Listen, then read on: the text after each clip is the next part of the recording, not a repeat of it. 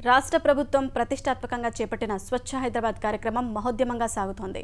3 రోజులు జోరుగా కొనసాగుతున్న కార్యక్రమంలో ఉపసభాపతి పద్మా దేవేందర్ రెడ్డి సహా మంత్రులు హరీష్ రావు, నాయిని, తలసాని, తుమ్మల, పోచారం పాల్గొన్నారు. పరిసరాలను తనిఖీ చేసి స్థానికులను సమస్యలు అడిగి తెలుసుకున్నారు.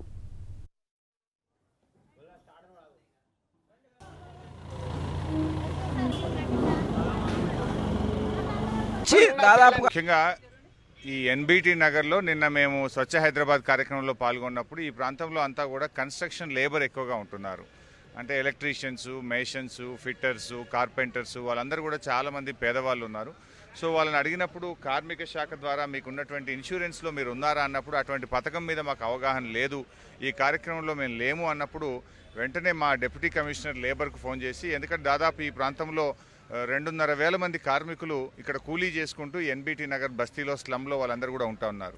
సో వారందరికీ ఒక భద్రత కల్పించాలనే ఉద్దేశంతో ఈరోజు మన తెలంగాణ ప్రభుత్వం కార్మిక శాఖ ద్వారా ఏదైతే భవన నిర్మాణ కార్మికులకు ఇన్సూరెన్స్ పథకం ఉందో దాన్ని ఈ గ్రౌండ్ చేస్తా ఉన్నాం.